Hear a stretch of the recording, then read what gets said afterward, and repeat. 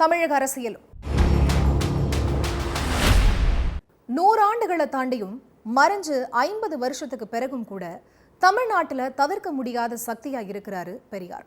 அரசியல் கட்சிகளும் சமூக நல இயக்கங்களும் சமூக நீதி, வகுப்புவாரி பிரதிநிதித்துவம், பெண்களுக்கான சம உரிமை, பகுத்தறிவுன்னு பெரியாரோட கொள்கைகளை பின்பற்றாம இங்க செயல்பட முடியாதுங்கிற சூழ்நிலை தான் இன்னும் நிலவுது. சமகால அரசியல் பெரியார் ஆதரவு, பெரியார் எதிர்ப்புங்கிற 2 புள்ளியில தான் கட்டமைக்கப்பட்டிருக்கிறத பார்க்க முடியுது. 1967க்கு பிறகு தமிழகத்தை ஆள்ற திராவிட கட்சிகளோட கொள்கைகளின் ஆணிவேரா இருக்கிறதால தான் இந்த நிமிஷம் வரைக்கும் பெரியார் முழக்கங்கள் உயிர்ப்போட இந்த மண்ணில் ஒலிச்சுக்கிட்டு இருக்கிறதையும் பார்க்க முடியுது. பவள விழா கண்ட திமுக, பொன் விழா கண்ட அதிமுக, புதுசா வந்த தாவேக வரைக்கும் பெரியாரை முன்னிறுத்தி களத்துல இருக்கிறத பார்க்க முடியுது. பெரியாரை எல்லாரும் கொண்டாடினாலும் அவரோட தொலைநோக்கு பார்வைக்கு சட்ட அங்கீகாரம் கொடுத்தது யாரு? இன்னும் பெரியார் கொள்கைகள் உயிரோட்டமா இருக்கிறதுக்கு என்ன காரணம்? இதையெல்லாம் தான் இந்த ஸ்பாட்லைட்ல பார்க்க போறோம். தேர்தல் அரசியலுக்கு வரதுக்கு முன்னாலேயே பெரியார தலைவரா ஏத்துக்கிட்டான்னா அவரோட தளபதியாவே அறியப்பட்டாரு. பெரியார பிரிஞ்சு 1949ல திமுகவை தொடங்கிய பிறகும் கட்சியோட தலைவர் பெரியார் தானும் அவருக்கான இடம் காலியாவே இருக்கும்னு சொன்னாரு. 1967ல முதல்வரான அண்ணாவும் அவரோட அமைச்சர்களும் இறைவனின் பேரால பதவி ஏற்காம உளமாறன்னு சொல்லி பதவி ஏத்துக்கிட்டாங்க. முதல்வரான அண்ணா 18 வருஷத்துக்கு பிறகு பெரியாரை சந்திச்சாரு. தன்னோட அமைச்சரவையை பெரியாருக்கு சமர்ப்பிக்கிறதா அறிவிச்சாரு.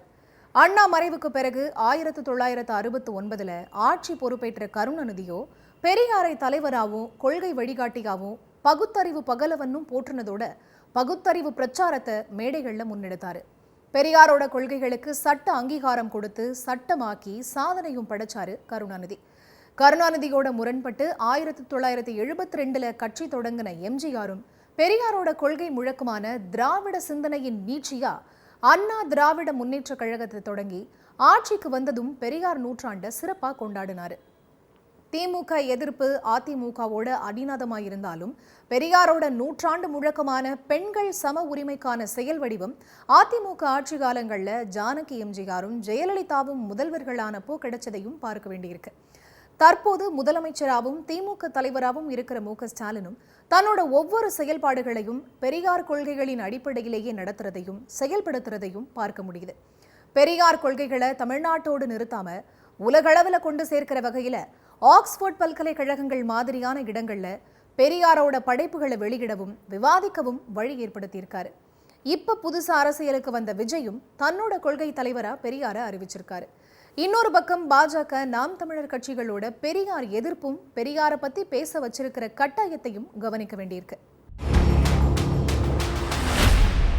அண்ணா முதல்வராய் இருந்த ஓராண்டிலேயே பெரியார் முன்னெடுத்த சுயமரியாதை திருமணங்களுக்கு சட்ட அங்கீகாரம் கொடுத்திருக்காரு. 1930களில் பெண்களுக்கு சொத்துல சம உரிமை கொடுக்கறத பத்தி பெரியார் பேச 1989ல அதுக்கு சட்ட அங்கீகாரம் கொடுத்து பெண்களுக்கு சொத்துல சம உரிமை சட்டத்தை இயற்றினாரு கருணாநிதி. அதோட அனைத்து சமூக மக்கள் ஒன்னா வசிக்கிற பெரியாரோட கனவை நனவாக்க பெரியார் நினைவு சமத்துவபுரங்கள், பெண்கள் பொருளாதார மேம்பாட்டிற்காக அரசு வேலை வாய்ப்புகள்ல பெண்களுக்கு 30% இடஒதுக்கீடு, பெண் காவலர்கள் நியமனம், மகளிர் சுய உதவி குழுக்கள் மூலமா கடனுதவி, பிற்படுத்தப்பட்ட ஒடுக்கப்பட்ட மக்களுக்கான இடஒதுக்கீடு விரிவாக்கம்னு பெரியாரோட பல கொள்கைகளுக்கு செயல் வடிவம் கொடுத்ததுல கருணாநிதி முன்னிலை வகிச்சிருக்காரு.